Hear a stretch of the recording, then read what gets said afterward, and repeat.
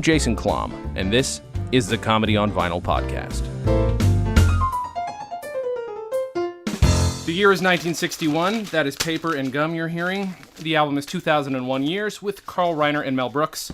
The artist, of course, Carl Reiner and Mel Brooks. My guest is Travis McElroy. Hello. Hi, sir. Hello. Thank you for coming. Hey, thank you for having me. Thank you for letting me talk about Mel Brooks. Are you kidding? I mean, obviously. It's No, okay with me. I'm serious, but I know that you also enjoy talking about Mel Brooks. I do. Of the 1,000 podcasts I do, I very rarely have a chance to really go on about how much I love Mel Brooks. Yeah. Well, that's just it. Like, and I have a podcast where I can if I want. But honestly, like, we've talked about him, like, full on for a full episode, maybe 3 times. Because we did Young Frankenstein. Oh, yeah. We did Blazing Saddles with Andrew Bergman. Excellent. And then we did one of these with Scott Aukerman. Oh, gotcha. And so, yeah. So that's it. So this is Man, number I'm in 4. good company. Yeah. Yeah. Yeah. Yeah, right? I mean, I shouldn't be surprised. Like, what? Mel Brooks has had an impact on the comedy community? But you would think Get more out! so. Wouldn't you think more? I do, but I would bet that most people have either seen or enjoyed a Mel Brooks movie or a Mel Brooks something without, like, knowing who made it. That's you know what I mean? True. Especially, like, in my generation, I bet there are lots of people who have seen, like, Robin Hood Men in Tights, for example. Right. And we're like, oh, I saw that when I was 15. It's like, yeah, did you laugh? Okay, great. That was Mel Brooks. Yeah. You know, I bet there's stuff like that where it's just people didn't know. And I don't know about you, I came to the albums in the reverse. Like, I saw, like, the movies, and then I actually read the book version that he and Carl Reiner did in, like, 98. Really? I want to say that was just, like, a transcript of, like, the 2,000-Year-Old Man stuff. Holy shit. Then I listened to the album. I didn't know there was a book. That's awesome. Yeah? I love it. Might still have it somewhere in my house. So good. But it was just, like, written jokes, which even I was like, this is great. I was 15 in 98, so I was, like, reading it, laughing my ass off. Yeah.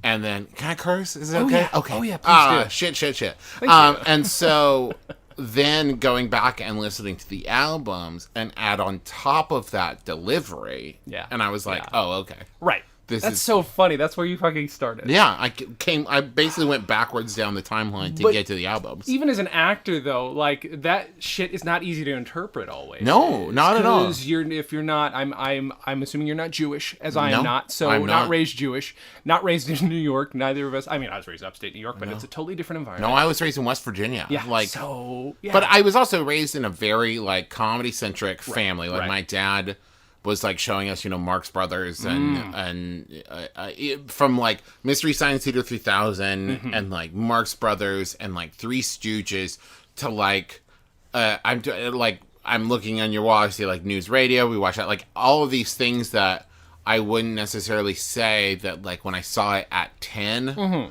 was something that I was seeking out, but more my dad being like, I think you'd like this, and was never pushy about it, and it was never like, here's the thing. And then my older brother was 3 years older than me, so also I was picking up stuff like Clerks and, you know, and Weird Al Yankovic and stuff that was like, actually maybe I was a little too young for. Sure. But, like, They Might Be Giants was like, I came to They Might Be Giants because Justin was listening to They Might Be Giants. I was like, what is this? Yeah. But so with Mel Brooks, it was especially, like, once I actually started listening to the comedy albums, but even reading the stuff, I was like, okay, like, I had a feel for it, mostly because I'd seen the movies, too. So I kind of had a framework to build it on. But even then, you really miss out on the flow of, especially when I'm, like, 15 and I'm not even taking into account, like, the really improv-y nature of, like, their interactions. Yeah, that's the other thing. Yeah, where it's just, like, I'm reading it going, oh, this is a funny script, you know? Right. And then it's like, yeah, but when you hear him do it and you go, oh, what?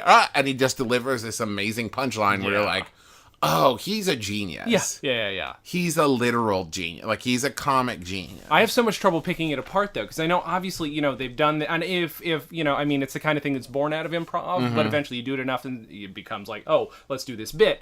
I can't tell at what stage they are listening to... And again, the one that you picked was 2001 Years, which is the second 2000-Year-Old Man album, because we've already done the first one. Oh, there we go. Jack Dolgen, writer on Crazy Ex-Girlfriend. He's the other person. So there we go. Yes, indeed, good company. So yeah, you can't. I can't tell where this is, and there's actually a few. It's kind of poorly edited. There are a couple really shitty cuts in it. Oh yeah, in the album, yeah. But like, do you remember these sketches from reading them? Any of these ones? I don't know if any of these are in the book you have. I feel like I remembered the 2000. I think it was all 2000. I think it was like the book. I think was called "The 2,000-Year-Old Man in the Year 2000." Yes, I believe so. And there was an album that came out at the same time. Yeah, so I think they were only 2,000-Year-Old Man stuff, but there was stuff like you can all go to hell except Cave 76. Was like I think that's in there, like that stuff, and like where did singing come from? Like those kinds of jokes, I feel like were in there. Yeah.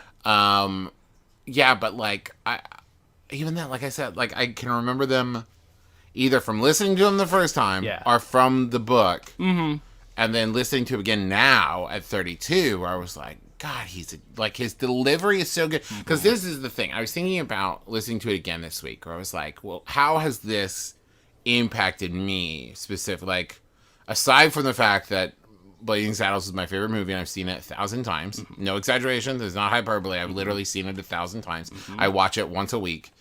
Because I have a lot of free time. I podcast, so what am I doing? So except for that, I was like, how does this impact me? And I realized, listening to it, Mel Brooks has this genius level ability to tell the stupidest joke that in such a way that you laugh at it as you're going like, that's stupid. Yeah. And which is a thing that like I do on my podcast, where it's just like, I'm going to pick maybe low-hanging fruit, or it's just like stupid dumb pun or wordplay or something that's not at all sophisticated, but the way I deliver it is going to make you shake your head while you're laughing. Yeah. And that's kind of the Mel Brooks style that I love so much. I mean, when you watch Blazing Saddles, one of my favorite weird little jokes is a Laurel and Hardy handshake. It's brilliant. Dumb, Brilliant. but I laugh at it every time. I got to deliver that line on stage. Oh, it's such a good line. Like, so many of Gene Wilder's lines of like, are we awake? Are we black? It's so, and low-hanging fruit isn't the right word for it. I know what you're But you know what I mean? Yes, like, I do, 100%. You're not breaking the mold with the setup punch, but like, you just put a little bit of spin on it as it went out enough to make people go like, you got me. Right. Yeah. I mean, my favorite shit has always been that. Like, groaners are okay with me. Yeah. I mean, that's how I fell in love with Conan O'Brien's work. I love him because I like half the time his punchlines, it'll be a half laugh and then me saying asshole, because I think he's an asshole. What I think it is I think to translate it from a different art form, I've always thought, and many people do, this is not revolutionary for me to say it, that in order to play a really bad dancer in something, you have to be a good dancer. Yeah. Like, to watch like Danny Kaye stumble around a stage is because he's a genius. So to do a groaner, to do bad jokes well, you have to really know how to tell jokes. Yeah. Like, because lots of people do bad jokes. Sure. But to do bad jokes in such a way that make people go, you're a genius, it's like, oh, okay. Yeah. Like that. Like when you see Zach Galifianakis deliver like a punchline and you're like, you son of a bitch. Like that was like, I knew that joke was coming a fucking mile away, and your delivery was so good that I'm going to laugh at it for the next like 10 years. You know? I'm trying to think, off of his special, Chixie Dicks might be the dumbest one. Oh, yeah. But again, it kills me because, again, he's committed to it. Yeah, and Dimitri Martin does the same thing where his lines are like, I'm going to delivery. And it's just like, okay, like, I could just see you sitting down and going, that's dumb, and writing it down as you're laughing. And then you delivered it in such a way that you're like, I'm telling this joke. Yeah. And I'm not apologizing for it. I'm not. And that, like, I think that's what I love so much. And I get really defensive when people talk about, like, Blazing Saddles, and they're like, I don't know that it's still, like, isn't it racist? And I'm like, okay, God.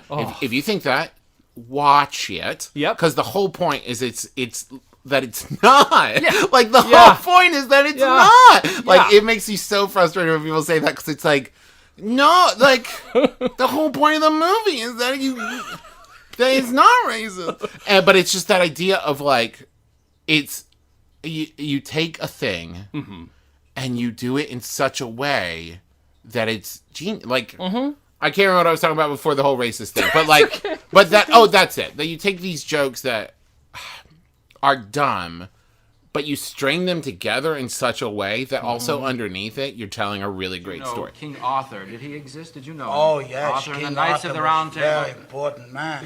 Wasn't only a king. What do you mean he owned 4 apartment buildings. He was some man. He did. And the Knights of the Round Table existed? No Round Table. There was no round table? Only when he ate with his family was a round table.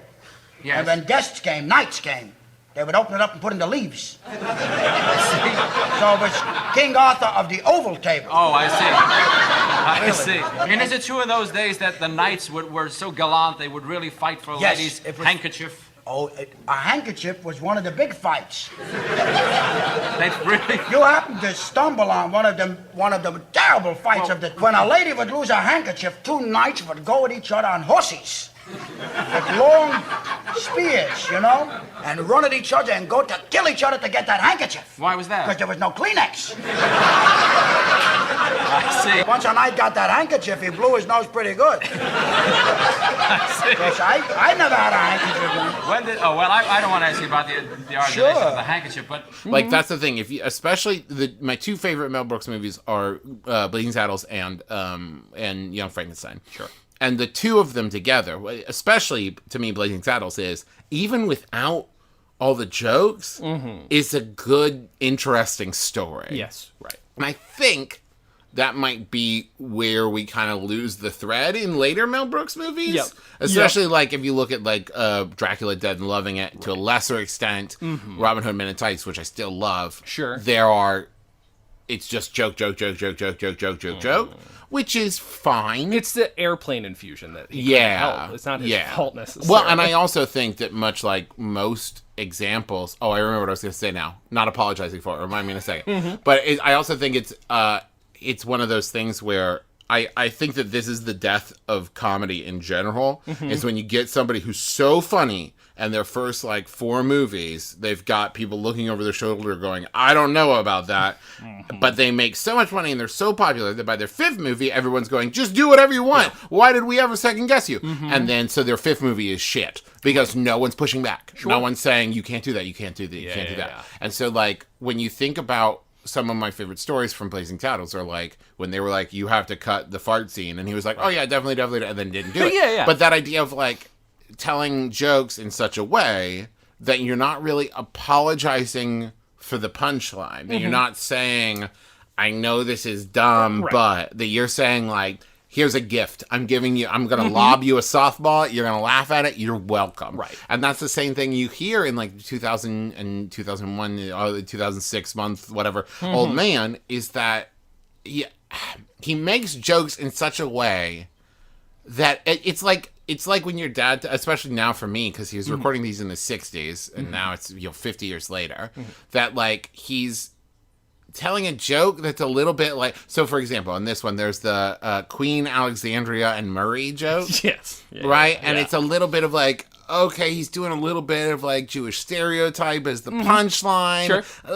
But then it's like, you know what, though? Like, he's not saying anything bad. Oh, no. It's not like he's crossing into offensive. Sure, no. And there's a little bit of, modern day guy who's like, oh, but you're just doing an impression for a punchline. I don't know how I feel about it. But then it's like, but the joke is so good. Sure, it's solid. And it's like, okay, yeah, go for it, man. And he's a Jew, so I mean, he gets that. He can break. do it. I mean, there are. We maybe don't need to talk as much about the Psychiatric Society sketch, which is just stereotype after stereotype. Yes. Which that's definitely, and there's a lot of like straight up based on the ethnicity. It's like, okay, well, it's the 60s. I'll forgive him because I love him and he's not Bill Cosby, so he didn't rape anybody. Yeah. Okay, cool. Fair. Great. But also, I would say that even then, and I'm not going to defend doing impression as punchline. Yes. Right. But it's also like, if you're thinking of it more of like being put on the spot in an improv scene, more than like, I wrote a thing, it's hilarious, I'm doing an impression of an Indian guy, but more your scene partner going, here is an Indian gentleman to answer, and you're going, okay, now I'm doing an Indian guy, I guess. That it's like, that's like more of how I see Reiner and Brooks doing their stuff. Now, whether that's true or not, I don't know how much of it was beforehand, like him going, hey, by the way, I'm going to do this to brush up on that impression. But I'd like to think it's a little bit more of the like, and catch, and going, oh, okay, great. Because that's my understanding of the birth of the 2,000-Year-Old Man, was it was a party thing that they used to do for people at parties to make them laugh. Newhart, and then somebody was like, you should do that on stage. And they were like, oh, okay. But so like, but even then, it's offensive in that he's doing an impression of an ethnicity that he is not. Yes, sure. but I don't think it ever skews into offensive because it's offensive. I don't think so. No, it's not intended. It's offensive for nowadays. Yeah. And they're definitely, I am not Indian, so that's the big one for me. Like, I'm not Indian, so I'm not going to feel the hurt that you're going to feel if you're Indian. Yeah. So this is going to mean something totally different, but that's the only, like, there are a couple like, oh, they're all short, and it's like, oh, okay. Yeah. There's a couple of those, right? But and again, I do not want to shit on the album because, again, I'm... it's also, it's like 63 when it came out? 61. Yeah. When it came out. So, like, as terrible as this sounds, the fact that he's not throwing slurs out left and right is like, hey, man, he's way ahead of his time. Well, like, here's the thing. We know that the man is not a racist. We know that the man writes brilliant, beautiful anti-racism stuff. So this is like Borscht Belt shit, just exaggerated. Yeah. And this is just what they were used to. I mean, Blazing Saddles, like, is so not racist, but it's like Archie Bunker in that way of well, you use the terminology to really drive home. Like, if you're writing a racist character, which there are throughout Blazing Saddles, like 60%, 70% of the characters, you can't use PC language to get your point across because they're racists. You know what I mean? Like, no, it wouldn't make sense if Bart was the only guy. By the way, that's your water. If Bart was the only guy who was using the N-word. Exactly. Which, by the way, he doesn't use it once. Because he's dealing with racists. Like, I'm so sorry, but we have to go back to this, just because I had a boss once who did the thing you were talking about earlier. And I was talking what? Saying, isn't it racist? Gotcha. So, but here's the thing. He loved the movie, okay, as I did. If you love a movie, but you also think it's a racist movie, does that not? And I was like, yeah. Hey. And I'm like, hey, it's ironically racist. He was like, no, it's not. They use the N-word. I'm like, oh, man. You're an actor, too. You think you're an actor. Do you have no concept of art? Like, and I had to walk out of the room. He was just... But the joke... like the whole joke of the movie. I think he thought the joke was, hey, he's getting away with saying the N-word a million. I think he's that dense, this guy. You know, though, I wouldn't be surprised if that was a substantial percentage of people who see the movie nowadays. Sure. Yeah. No concept. Who... I don't know, just completely guessing. If you told me 20% of people that you showed Blazing Saddles today were like, oh, the joke is, oh, this poor fellow's catching all this shit. Yeah. And not that, like, the one cool guy, the smooth, like, okay, like, I would actually want to be friends with that guy, is the black guy, and everyone else is being shitty. All the, like, that, that, and also... It's my favorite buddy cop comedy that exists because the relationship between Gene Wilder and Cleavon Little in that movie is just like so funny. And also I would say in many ways very forward thinking, both because it's a black guy and a white guy, also because they're very almost affectionate with each other in a way that, like, in a Western that anybody else made would not happen. Of course. You know? Like, even if you look at, like, Butch Cassidy and Sundance Kid, they still have a very close relationship, but it's much more like brothers punching each other, as opposed to what I would say with Bart and Jim, where Bart and Jim are much more like, almost like huggy, 100% they are. Friends. And it's just like, that's love, and they ride off in the sunset together, but not like we're on to the next, but more like, hey, do you want to go catch a movie together? Exactly. In a way that to me is just like so pleasant and no fake masculinity to like spit in the ground like, oh shucks, pardon, like that. It's very like, oh, that's sweet. It's really nice. The salt of the earth scene is great too, because he's got his arm around him. You know, like it's and the laugh seems so sincere. I swear up and down it is. It's one of those facts that like I think I made up, but the idea of like, oh, that was an outtake, that was the best take, and they used. I don't know if that's true, but it definitely has that energy of like, it does, oh, that's Cleavon Little literally breaking because the delivery from Gene Wilder. So, and I'm sure you know the whole Gene Wilder wasn't supposed to be in the movie, all that stuff. And can you imagine the movie without him? Like I've tried a bajillion times. Gross. He's my favorite. Like he has. I think every line he delivers. Every time I watch it 1,000 times. Every time I watch it, there's a new line where I'm like, "That's my new favorite line." And it's different, and it gets smaller and smaller. And the one that right now cracks me up is every time they suggest "Swing Low, Sweet Chariot." I think it's that "Swing Low, Sweet Chariot." And he goes, "Oh, I ain't heard of that one, huh?" And there's something about the idea of like them not knowing the song and him going, "Oh, okay." It's so funny to me, and there's different lines every time. But just about every line Gene Wilder delivers is so like, my name's Jim. Most people call me Jim. The paw, it's all so good. I love Gene Wilder in that movie. And the fact that then Young Frankenstein exists because they did that movie together, and Gene Wilder was like, I have an idea for another movie. I know. And they came out same time, basically. Yeah. Not long after each other. And it's so good. It's, I'm sorry, now we're down the fucking Blazing Saddles path in this. Yeah, I'll get back to talking about the album, but... You did have another thing you said remind you of, but I didn't know what it was I was supposed to remind you of. No, I remembered it. It was not apologizing for jokes. Because that's the thing is, and okay, for both, because the jokes in Blazing Saddles are dumb and stupid, and jokes that he does in general are dumb and stupid. Sure. But, like, in a good way. Yeah. Let me clarify. But, like, especially in Blazing Saddles, where there's stuff that I imagine, even at the time, was like, ooh, I don't know, Mel. And he's just like, nah, this is the movie. Yeah. This is the thing. And there was stuff that they were like, you have to cut that, you have to cut that, you have to cut that. And he didn't. Yeah. And he was just like, okay, yeah, I totally will. And then didn't do it and put the movie out. A person making, say, $100,000 income. Do you know anybody like that? No, it's just a hypothetical. Oh, I see. Because we could have a drink with him after the show. This is just a hypothetical question, sir. If you were to make $100,000 a year, normally what would you pay in taxes? Well, out of $100,000 a year, you would pay 90,000 of those dollars to your government. With the Hanker method, if you made $100,000, you'd pay $1.40. That's about it. Give or take a couple of cents. Well, now, if that's a valid method, sir, we'd like to know a little more about it. Sir, would you care to comment or not on these taxes that exist in our country? Certainly. The cigarette tax. No comment. Gas tax. No comment. Amusement. Comment. Inheritance tax. No comment. School tax. No comment. Excise. Comment. Luxury tax. Comment.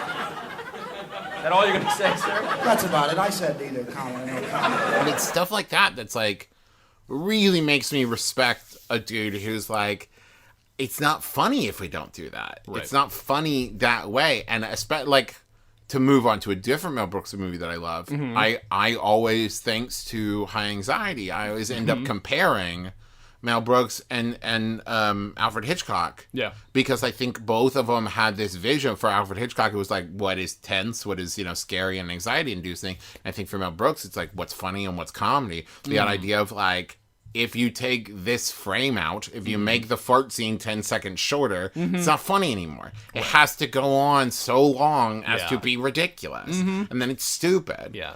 Like the Candygram thing in Blazing Saddles is dumb. But if it was anything else, it wouldn't be as funny. It would be a different movie. Yeah.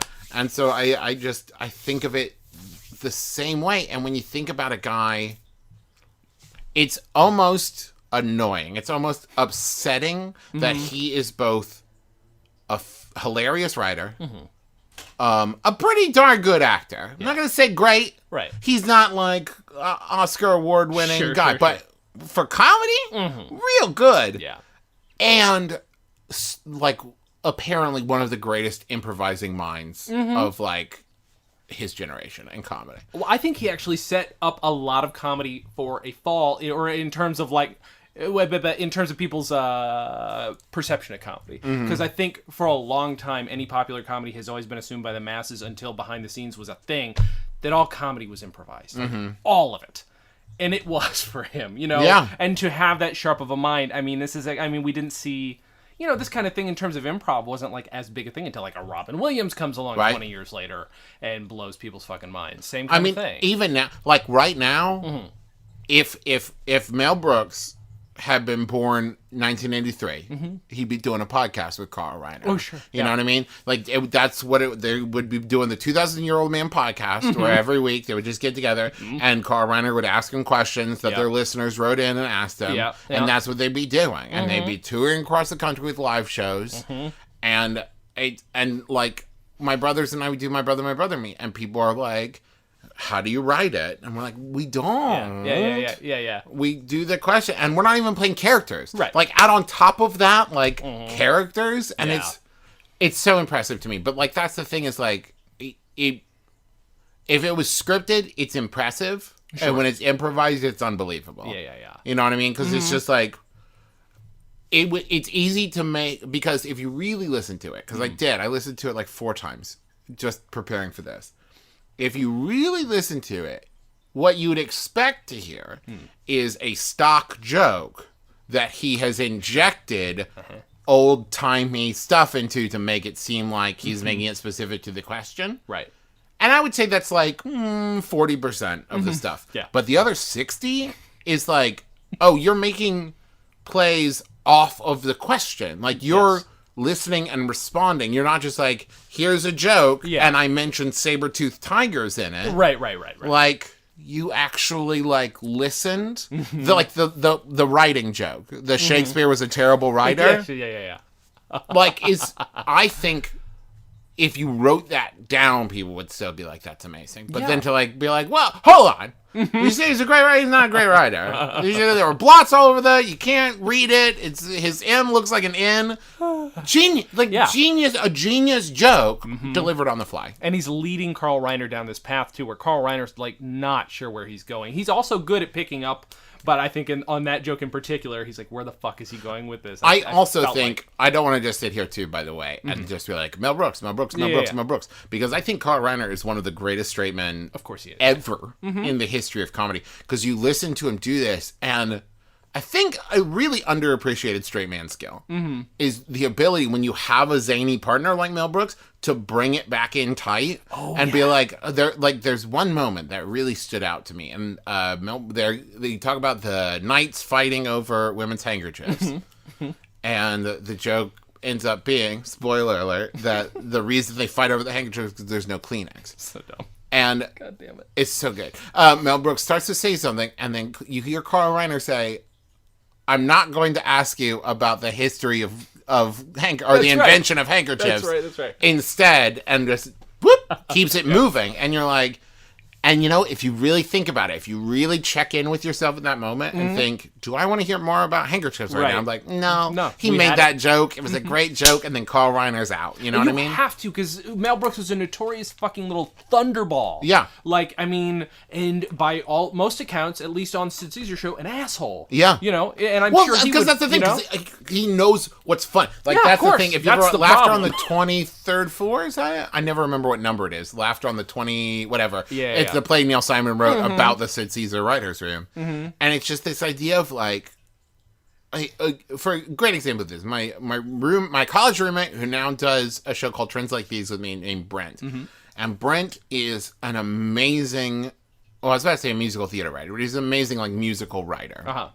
And he does videos on YouTube where he, writes lyrics to video game music. It's amazing. Awesome. He's an absolute genius. Went to NYU grad school for like being a lyricist. He's a genius. Awesome. Hilarious, wonderful guy. Nightmare to collaborate with. And he knows it. He'll tell you all day long, like when he collaborates, he really has to like shut himself up because he knows what's funny. Yeah. He knows what's good. He knows what makes his stuff good. Sure. So when his partner's like, I don't know, we could do this. Like, his impulse to be like, that's not good. If that was good, I'd be doing it. Yeah. This is the thing to do. And it's so like, our podcast is great, but we never collaborate on video stuff because like, I know what's funny. Yeah. And he knows what's funny. Yeah. And like, I that's why the two people I collaborate best with are Justin and Griffin. Because one, our idea of what's funny is very similar. Of course. And two, like, I'm not going to tell them what not to do, and they're not going to tell me what not to do, and we're just all going to work together. But I mean, not only am I not surprised that Mel Brooks is that type of person? Sure. I respect it. Yeah. You know what I mean? Like, yeah, 100%. I've never been in a writer's room before, but I imagine that there's something to the idea of like, if everybody's just sitting there agreeing with everybody, of course, yeah. How do you make comedy? There's a great in the with Bob and David, the relaunch of Mr. Show. Yeah. There's an episode that's just all behind the scenes. And have you seen it? Yeah. And you get to see Bob and David in a writer's room. And I was blown away by this moment. David Cross throws out an idea. Bob Odenkirk shuts it down and launches a different idea off of it. And there's no animosity between the two of them. Like, you watch Bob Odenkirk, I think he literally says something along the lines of like, oh, you know what would be better? Oh, yeah, right. And David Cross just like, and it's like right there. And here's two genius comedians, two genius actors, And, like, there's no, like, hey, man, that was my idea. I said the thing, and then you did the thing. And they talk about that in interviews. I've heard on How to Be Amazing. Michael Ian Black's interviewing Bob Odenkirk, and he talks about, like, well, the thing with David and I is, like, we both know what is funny. Yeah. And at the end of the day, like, if one of us says something that's better, we know what's funny. Yeah. And I think that's the thing is I'm willing to bet that if you could sit in a room with Gene Wilder and Mel Brooks, that they got along on a level that maybe wasn't like, in all things we agree, but at the same time, like, when one of them would say something was funny, they'd be like, yeah, that was better. Like, I'm not happy that you came up with a better joke than me, but I'm not going to sit here and tell you that your joke wasn't funny because I'm a proud man. Exactly. Like, what's the joke in, Putting on the Ritz? Yeah, I was just going to say. Yeah. Where it wasn't, where Mel Brooks was like, I don't think that's funny. I don't think that's funny. And Gene Wilder was like, it's funny. And pushed it and fought enough that Mel Brooks was like, I just wanted to see if you would fight for it. Sure, of course we'll do it. And it's like, yeah, that's probably Mel Brooks' relationship with a lot of people. Yeah. Where it's just like, okay, like, you got to prove to me that you know what funny is, and then I'll listen to you. Right. Again, and that's just like, if he is this fucking tornado, like, it's your job to get inside the tornado and join up and see if it fucking sticks, then he's going to be fine.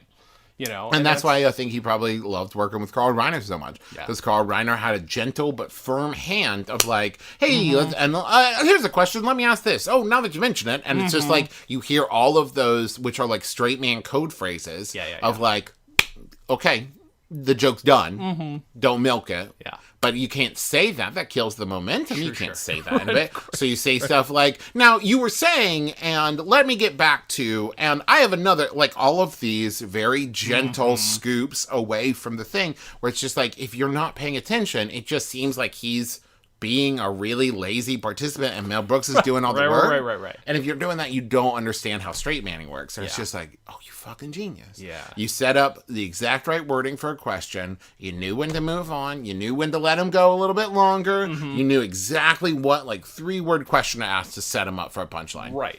Like, that's a skill you can't teach. You can't, because especially since the worst straight man in the world, and a lot of people are bad straight men, or bad straight people, you know what I'm saying. I understand. Okay. And bad straight people is that they want to laugh here and there too. Yeah. You know, I'm a terrible straight man. I can't do it because I want to laugh. I want the joke. Sure. And I've tried to straight man before, whether it's in improv or scripted or whatever. I cannot do it. And it's a skill I don't have, you know, like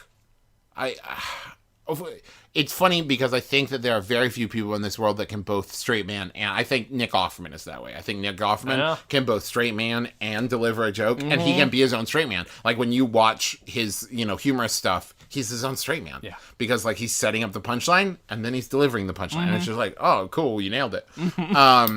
And there are very few people like that. And I think Carl Reiner is that. You don't get to hear a lot of it when it's him and Mel Brooks. Like, they never switch. Yes. By the way, you don't have a name yet. It says just Baby Brooks on there. Yes, it says it's on these little pink beads. Hey, I'm a girl. Hey. What the hell? I'm a little girl. Well, I don't... That's adorable. Just a moment. I think it's adorable. I'm a girl. Just a moment. I think you don't... Do you see well yet? No, it's kind of a blur. Well, that is pink. No, they're blue. Oh. You're a boy. Oh, well, that's all right. I'll play ball and get drunk and things. I'll be fine. You don't mind being a boy? No. Is Burt Lancaster? What is he? He's a boy. Oh, that's good. I'll be like him.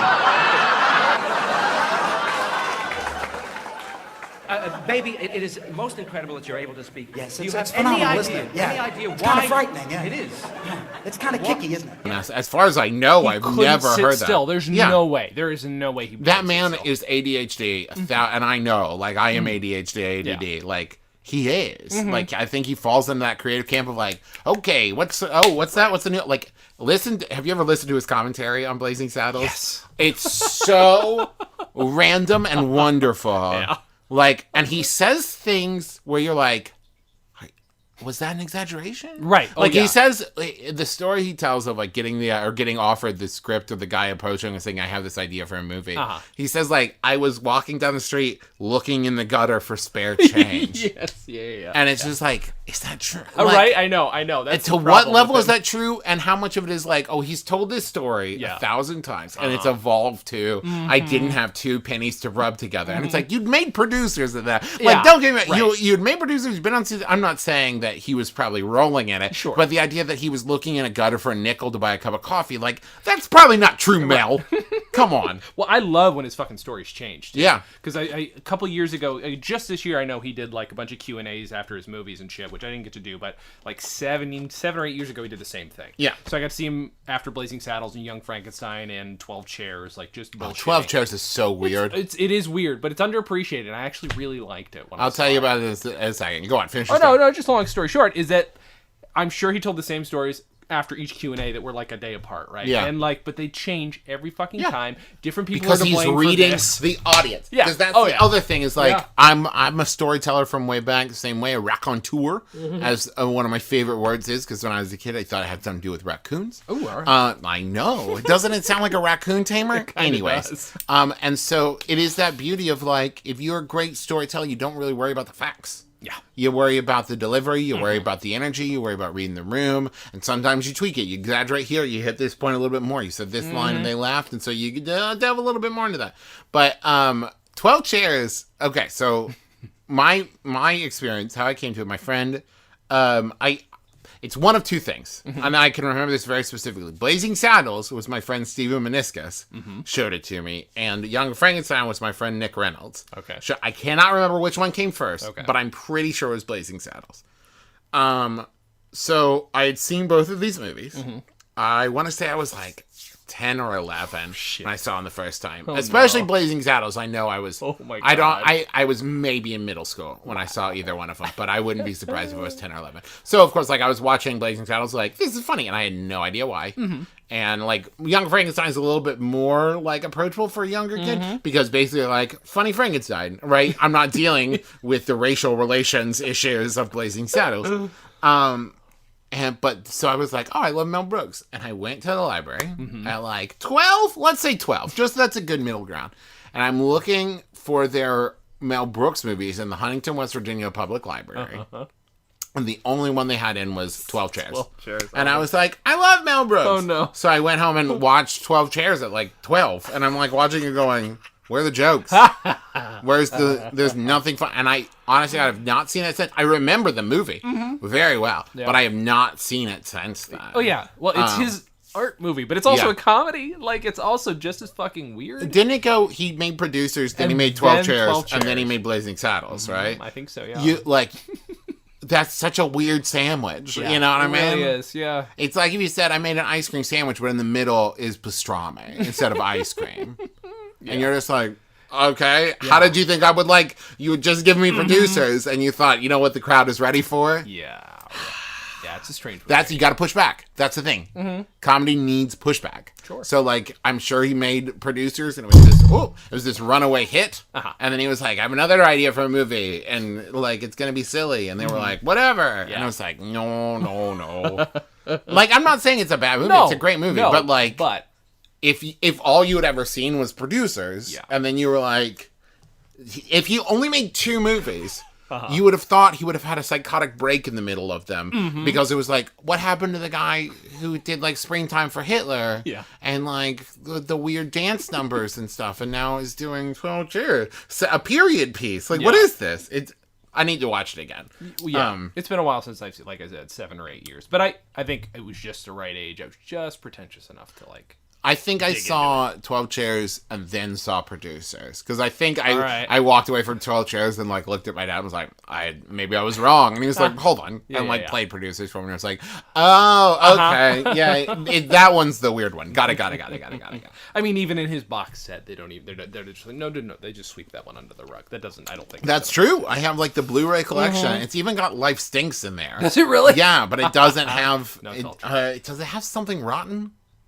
That's the one he did, right? Where with his wife. Oh fuck. Oh Christ. Rotten's in the title, right?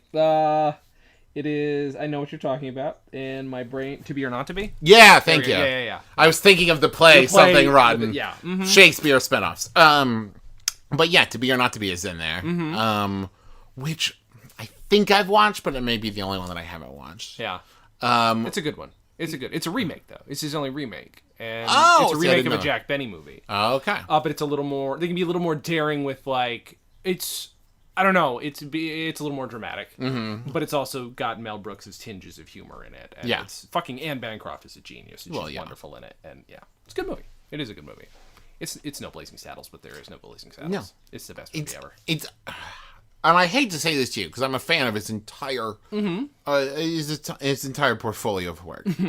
But I do think that he really fit well into the time period at which he was making, like, Blazing Saddles and the producers and that. And I definitely I still think that man's relevant. Don't get me wrong. Of course. I love his stuff. Sure. But, like, I don't know. Like, it's hard because I knew the Mel Brooks that was Mel Brooks when my dad was my age. Yeah. And I'm looking at my friends in, like, high school talking about how much I love Mel Brooks, and they're like, the Dracula Dead and Loving It guy? And I'm like, hold on. Please ignore that. And it is a weird, like, if you look at his entire career as a whole, it is a weird collection of stuff. Yeah. Like, the history of the world is such a weird piece. Yeah. To try, like, that was another one that I watched with Nick Reynolds, way too young.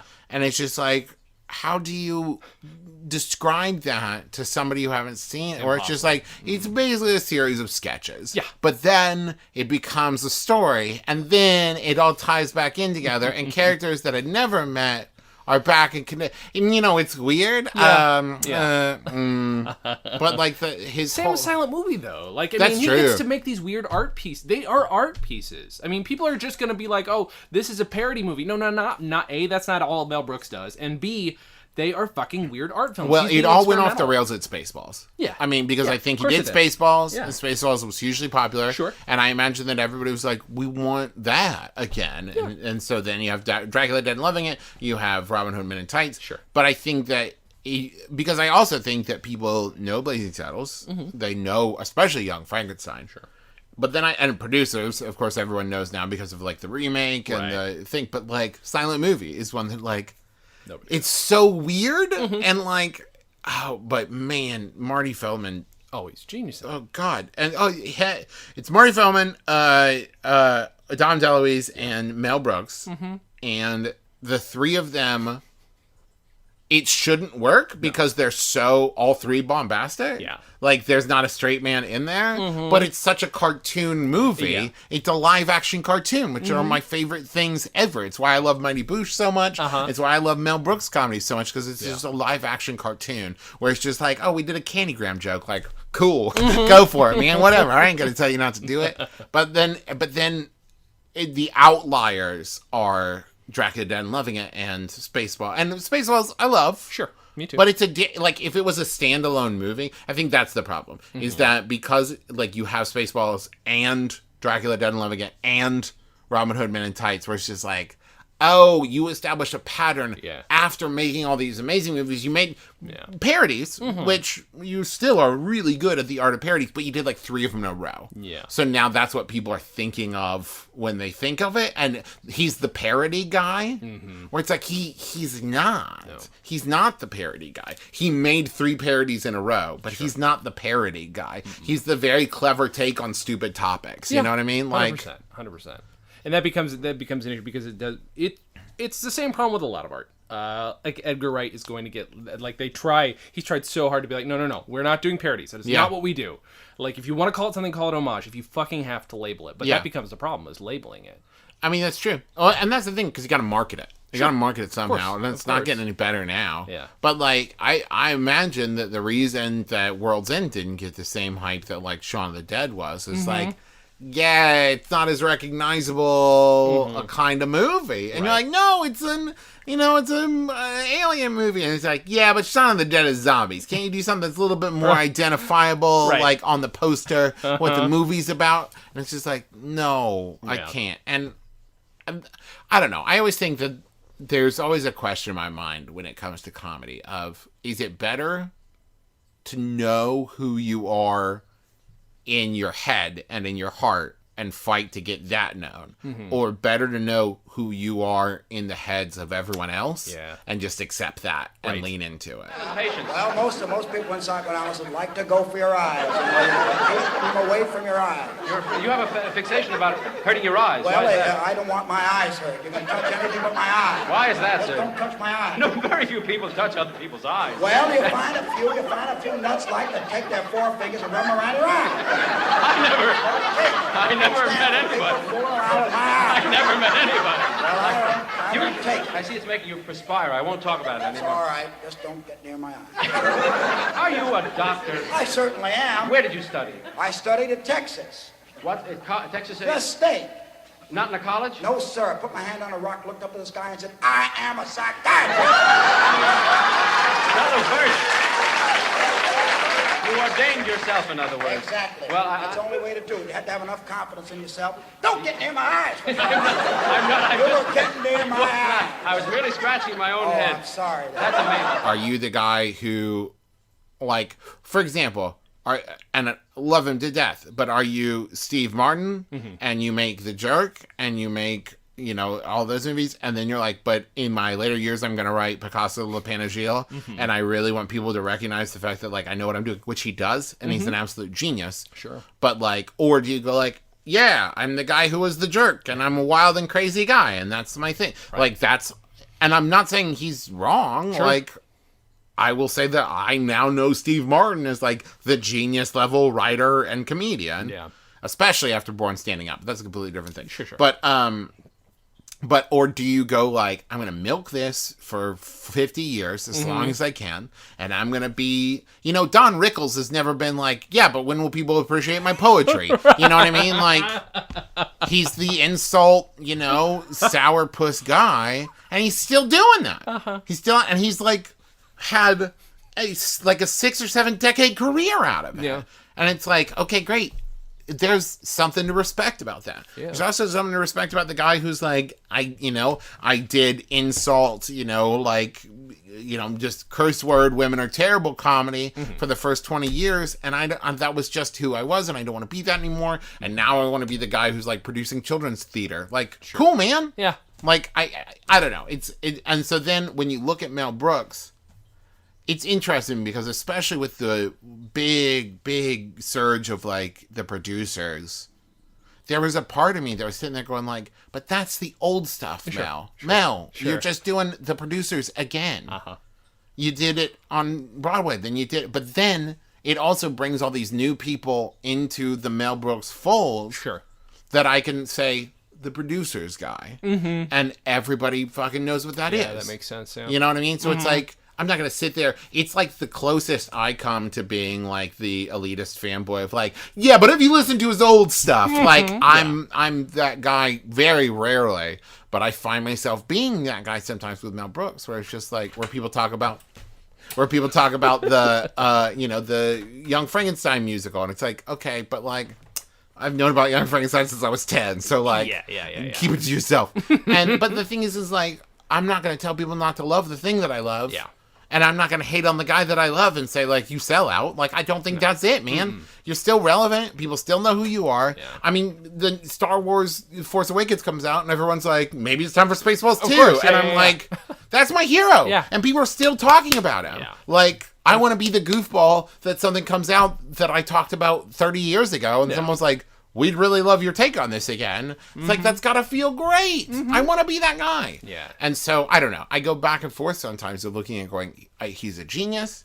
And, like, I see him do this comedy, and I listen to it, and it's genius. And then, like, he's the guy who's, like, in an interview, be like, I don't know, do you want to make a Blazing Saddles musical? And I'm like, oh, God, no. I know. I'm very torn about that. Yeah. But honestly, I am. I am too. I would watch it. I'd have to watch it. Because here's the thing. Here's why it's scary. If it's good, it's going to be great. Yeah. Like, if it's great, it's going to be like, oh my God, that's amazing, right? Yeah. But if it's if it's okay, it's gonna be terrible. I know. You know, like that's the problem. When you adapt anything, you got to stick the landing, or you got to not do it. And you're making a musical where you have to say the N-word so many times that's a bigger risk, I think. That's the other thing, man. It's like how do you make it now and not neuter? The whole point, right? Of like the whole point is that everyone's saying it. Yeah. That except for like that like rather than your traditional like. I don't want to. We talk about Blazing Saddles so much, but the idea of like, as opposed to your traditional cowboy western where there's one bad guy, and then like the whole town rallies behind the sheriff. Everyone hates the sheriff. Like that's genius. And like the whole point of it is that everyone's terrible, and in the end, they're just not as terrible. Like. The line "we don't want the Irish" makes me laugh so hard, both as an Irish person and as like that they're sitting there saying like, "We'll take the slur and the slur, but we don't want the Irish." And it's just like that's so funny to me. That's not funny if you don't say the slur and the slur. Of course. You know what I mean? Yeah. And so you can't tell the same joke and have someone cough every time someone's supposed to say the N-word. No, like that can't be your joke. Is like we never actually say it. And like, oh my god, no. You make a very good point. You know what I mean? Strong argument for it not happening. And that's the scary thing. Is like I think that 20% of people in my mind that's like. Isn't it racist? It's like, you can't make Blazing Saddles again. I know. You know, like, because, and I don't think you can make a movie like Blazing Saddles now. I think you can make a send-up. I think you can make a lampoon. You can do that. But to do it like Blazing Saddles, where even if you ignore all the stuff that's beautiful and lampooning about it, it's still a really good movie. Yeah. I don't think people are equipped to make that now. I think people make parody, and I think people make, stuff that makes fun of stuff, but, like, you don't really see that, like, expert lampooning where you come away going, man, I laughed a lot about that, and now I'm thinking about race relations. I didn't think I'd think about race relations seeing a Mel Brooks comedy. I was laughing at the drunk in the jail cell, and only then did I think how weird it was that, like, that kind of thing just doesn't really get made anymore, because people assume people are dumb and won't get it. And maybe 20% of people won't get it. Sure, yeah. But maybe there's, like, a fucking 12-year-old kid who's watching and who's like, oh, I've never, one, realized something like this could be funny. Two, I've never even thought about the fact that, like, 30 years before I was born, it was really hard to be a black man in the world. Yeah. You know? If you're a 10-year-old in West Virginia and, like, this is your first experience of, like, almost first-hand point of view, seeing a minority being hated by people that you saw in the opening intro number be very pleasant with each other. And it's like, oh... I'm never going to experience that, but I get to see this man who's a good guy, who I like, with these people who seem nice, being mean to him. And that was like a huge revolutionary thing for me of like, oh, it might suck to be a person of color. And like, that I don't think that kind of thing, that would have gotten lost in the shuffle. Like, it would have been so blown out of, like, the comedy would have been blown out of proportion. And it would have been so silly. And it would have been all Candy Graham jokes. And, like, you would have lost, like, I don't know. There's so many. And there's also jokes like, you said rape twice. I like rape. Like, where it's just like, even now, I love that movie and I'm still going, oh, but, like... You couldn't tell that joke again. Right. Where are the white women at? Such a good joke that like I don't know that like at its very core, I don't think a person sitting down with a pen to paper would write that joke down and show it to somebody. Right. I think they'd be like, especially not like if you're writer. Now I know they had Richard Pryor in the writers' room, but like if your lead guy writing it is Bill Brooks, like this short white Jewish dude sitting there being like, "Where are the white women at? It's hilarious. Go!" I don't think that gets made now. You know what I mean? Yeah. And which is a really good reason not to turn it into anything else. Of course. It should stand alone. There's no doubt about that. It's this upsetting lack of nuance, and I could go on and on about how stupid people are being made to be. Because but I mean, it's an argument to look at shit just a little deeper. If you know what I mean. Like, watch it 1,000 times. Yeah. And you'll really catch stuff. But that's the thing too, is like I showed it the other day. I had my friend Tybee watched it with me, and it was the first time she had ever seen it. Wow. Okay. Which, here's the thing. You should never watch that was my like, oh, I shouldn't watch this movie with people. Like I can't do it, because I sit there the whole time and somebody starts to say something like hold on, shut up. Yeah, he's about to say something really good, shut up. And other movies, sure, whatever, I don't care. Whatever. But Blazing Saddles, like, I can't let people talk through, and I can't let, but like I made her watch it, and then like she was like, yeah, I thought it was good, and I wanted to instantly start the movie again and be like, okay, let me walk through like how beautiful the joke is and how well they stick the landing on this joke, and she even got it. Like, that's the thing. Yeah. She liked the movie and wanted to watch it again, and I still wanted to sit there and be like, oh, but I don't think you understand how funny it's really funny. Do you think if you and I watched it together, we'd be like player piano robots laughing at exactly the same time? 1,000%. Yeah. It's my wife has actually decreed that I'm not allowed to watch it with people who haven't seen it before, or her, because I will say every line 3 seconds before the line actually. Like, that's I'll start like under my breath. I'll just like napping on the top, and then he'll say napping on the top, and she's like, "You have to stop." You're the kind of person we have to kick out of our show every month when we do shows like this. Yeah. We did Blazing Saddles once, and I'm pretty sure we probably had some line readers. Because, that's what it was. There was a 70-year-old dude in the front row who was, like, at least mouthing the words with us the entire show. And but I was also like, dude, you win. Fuck, that's great. Yeah. Thank you for being here. Like, I one time when I was like working I worked at a Shakespeare company where I was like building, and I was doing like 20-hour days sometimes, and I'd put the movie on the sound system and just like loop it and do it on repeat. And there was a time where I sat down and just from memory by myself did like the first 15 minutes of the movie. Oh, no. And like just to see if I could. Like I was just sitting there without any inputs helping me, and I just started at the beginning, and I was like, I got really far. And at one point somebody I was talking about how much I'd seen it, how well I knew it, and someone was like, what's the 15th word in the movie? And I was like, and I told them, and then we watched it, and we're like, yeah, that was it. And I was like, I know this movie too well. And like, I sit there and like, I know all the behind the scenes trivia, and I know everything of like, now actually Gene Wilder wasn't supposed to be in the movie. And like, you can't, but other people aren't allowed to talk, but I will talk all throughout the movie. Yeah, you are I know the safe points to talk. I know where it's okay to talk. Ask you something, sir. They say that great artists such as Picasso are great technicians. Oh yes, Duplicate you've got to be able to write something with structure and form. You started before out you as tear off into the blue of the netherworld, or the Netherland, as it's called in Holland. Yes. Poets must have hatreds and loves. And what do you love? We love cantaloupe.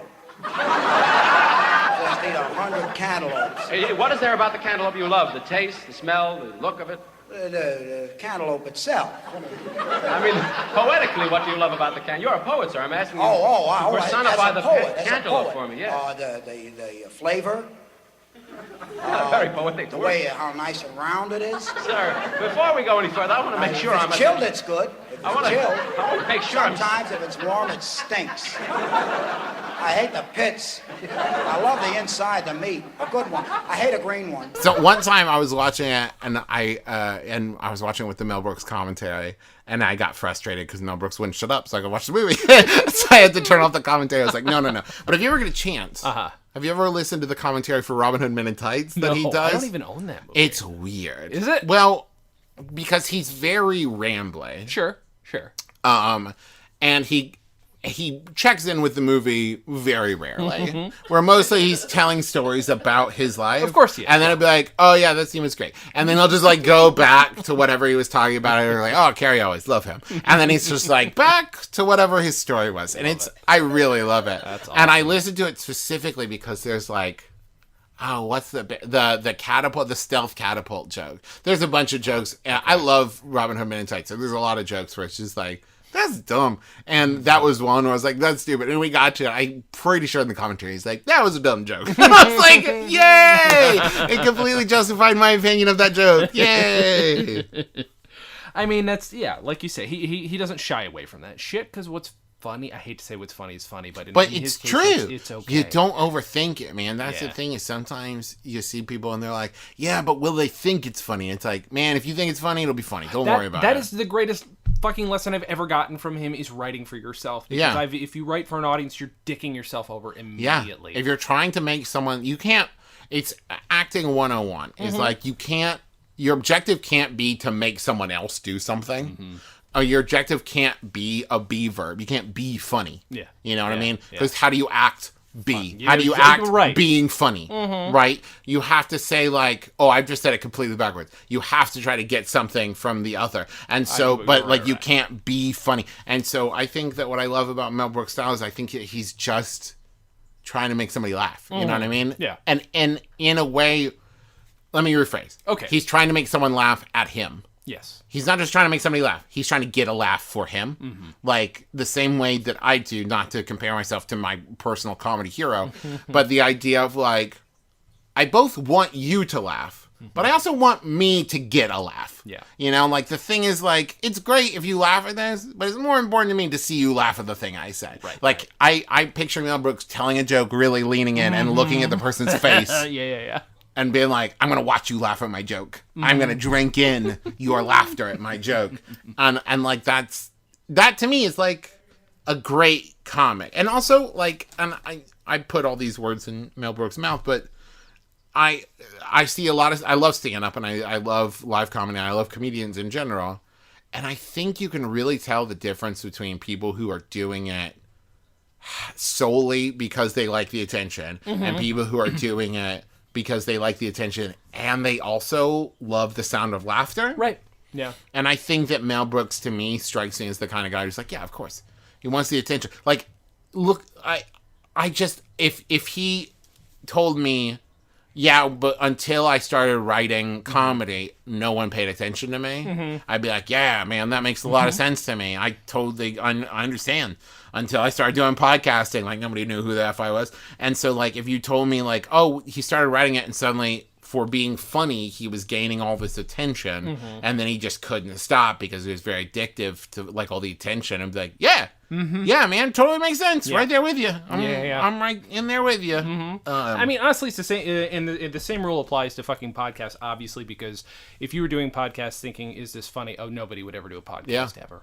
Yeah, I mean, every early podcast is a stumble fuck, and then eventually the great ones just keep going. Yeah, you know. I mean, my mom, my mom is not the person I was trying to say. My wife always says to me whenever we're about to do a live show for my brother and me, I get really, really, really nervous because suddenly it goes like. I'm recording in, like, my office at home while, like, I've got Futurama on mute in the background. And, like, then suddenly I've got, like, an audience of people in front of me. And she always says, like, well, just make Griffin and Justin laugh. Like, that's what you're doing on the show. You can't hear the audience. You don't worry about them anyways. Of course, yeah. So just worry about making your brothers laugh, and it'll be fun. And that's what I do. Every time I go on stage now with my brothers is I'm looking at them, you know? I'm doing the thing. And to bring it back to our original point, like, listen to the album. And you can tell that, like, Mel Brooks is making Carl Reiner laugh. Oh, yeah. Especially when you got Carl Reiner and you can make Carl Reiner break. You know, it's like, okay, you did a really good job. You made Carl Reiner break. And he's, like, a really great straight man. And you can hear him a couple times, like, with the Shakespeare was a bad writer bit. You can hear Carl Reiner lose it. And that's just, I love their chemistry, and I love everything about it. So, we're towards the end here. We're right at the end. So, number one. What we didn't bring up, pardon me, see, these albums, people I don't think they knew these names at all until these albums came out. And this compilation that I pulled these from is from 1973, but the 1960s when the first one came out, so people didn't know the name Mel Brooks. Yeah. So, like, it's important to understand that this is a year into Mel Brooks being Mel Brooks and people knowing who the fuck he is. If nobody somehow... No, this is perfect. Everybody you run into seems to think of Mel Brooks in a very certain way or doesn't know who the fuck he is. Why listen to this album as like an example of something he's done? Why is it important to listen to this one, do you think? I think that this is maybe, like, the movies are great, but the movies are, like, getting a filtered version of the guy, and it's like, oh, this is his thing done by other people. This is his thing with the cinematographer setting up shots. This is the thing with, like, the, director, well, he was directing it, but, like, it's all filtered down through it, and I think that this, you really get, one, a sense of appreciation of how quick he is and how witty he is, and it's, like, uncut, pure Mel Brooks sense of humor. Yeah. And it's like, oh, if you got 20 minutes and you want to have a crash course in what Mel Brooks thinks is funny, you should listen to The 2,000-Year-Old Man, whichever version of it you can get, because that's it. Like, it's just set up, punch, set up, punch, set up, punch, set up, punch, and it's just joke, joke, joke, joke, joke. And so you can really, like, my wife is a Mel Brooks fan. I've made her that way. I've ensured that she loves Mel Brooks. I've showed it to her so many times. And, like, we were listening to the album today, and when I was like, what do you think? She's like, it's so good. Like, almost, like, in surprise, because, like, you forget, like, oh, yeah, he's funny as shit. Like, yeah. And I would also say timelessly funny, because I don't think that the jokes aren't dated. Not too much, no. Like, there's definitely stuff, some of the comments and impressions and stuff are maybe a little bit now, like, ugh, but I think that, like, the humor is just, like, it's really, really, really good dad humor. Yeah. You know what I mean? Yeah. A lot of it is like, oh, I shouldn't be laughing at that, but I am. Yeah. And I think once you understand that, then you see a Blazing Saddles and you're like, oh, I shouldn't be laughing at this, but I am. Oh, okay, I get it. Yeah. I get it. And maybe the cringe is a little bit more because it's a little bit more risque, it's a little bit racier. Both, like either it's a sex joke or it's a race joke. But it's like, oh, I shouldn't be laughing at this, but I am. Why am I laughing at this? I'm going to think about this for a second and find what the kernel of humor is. So I think, like, this is good programming for, like, you shouldn't be laughing at it, but you are. Don't think about it yet. Yeah. Think about it when you watch Blazing Saddles. Think about it when you watch Young Frankenstein. Think about it when you watch, Silent Movie. And I'm like, why am I laughing at this? Oh, because that was really fun. Because the technique is really good. It's true. Yeah. It's pretty perfect. And any of these three that are in this pack, I mean, they're all wonderful. The first three that they did. Okay. I do not know when this is going to come out, so I apologize. But where can people find you? And what do you have to? Do you have anything that's coming up? In which case, I should put this out sooner. So people can find me on Twitter at Travis McElroy. They can find all of my shows. Between me and my brothers, and between podcast and YouTube stuff, we have, I think last time I checked, 13 different podcasts and video series. You can find them all at McElroyshows.com, MCELROY shows.com. We do have a live show coming up too in DC and New York, but they're already sold out. Okay. So you can release this whenever you want. But yeah, check out those shows, especially My Brother and Me. It's a good way in, and I think it's where you most get to hear me rip off a lot of Mel Brooks jokes. Yeah, right. Yes, definitely listen to that. Oh, you know what? Previous guest, friend of the show, Andy Bolt, does a show with you. She does. Buddies. We do Bunker Buddies, where we talk about surviving the apocalypse, but we have no idea what we're talking about. Yeah, I take that back, because we've got about like 70 episodes of this one. I would say we have 2% of an idea what we're talking about at this point. Okay, good. Slowly getting to an even 5%. How do you ever record a full hour with Andy talking? Because she... Oh, I'm a very powerful co-host. Oh, okay. Okay, good. It's actually the one podcast in which I straight man, and it's hard as shit. Yeah. Right. Well, I mean, she's a very powerful, not straight man, though. She's fucking nuts. She is. She's a dynamic force, and I love doing the show with her for that reason. Yeah. It's a little bit relaxing for me to not have to be a dynamic... I mean, I'm not necessarily carrying my other shows, don't get me wrong, but it's nice to be, like, the one who actually, like, researched the stuff, and, I'm presenting facts, and she's funny, and it's kind of nice to be like, thank you for being funny, Andy Bolt. She is fucking funny as shit. Yeah, she's a dynamo. She's the Mel Brooks of that show, anyway. Thank you guys for listening. Very quickly, check out... news radio podcast is coming out soon called Dispatches from Fort Awesome. Follow us on Twitter at WNYX News Radio. And then go to lookingforwardmovie.com to watch our movie in progress that has been going since March and will end in November when the elections are over. Thank you guys for listening. And thank you for being here, Travis. Thank you. And as always, have a good thing.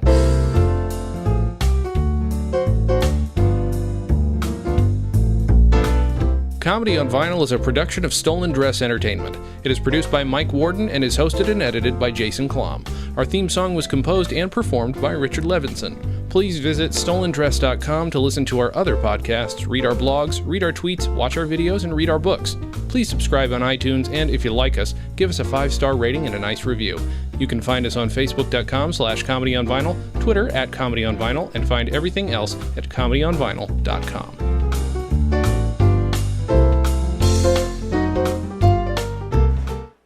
In 2012, Stolen Dress Entertainment brought you the feature-length mockumentary Looking Forward, the story of one 24-year-old man's presidential campaign, 12 years in advance of eligibility, and 16 years in advance of a good slogan. Now, in 2016, in anticipation of an historic election season, Stolen Dress Entertainment brings you the sequel, Looking Forward, 2016. For the next 9 months, 14 of the story's central characters will present video blogs, bringing you their side of the story. On the day following the election in November, the strangest, most unorthodox film sequel in history will be completed. Visit lookingforwardmovie.com to see every video as it is posted and to watch the original film for free. Subscribe to the channels you like, retweet the characters, and share your thoughts on the Looking Forward page on Facebook. Looking Forward 2016. One campaign in pieces.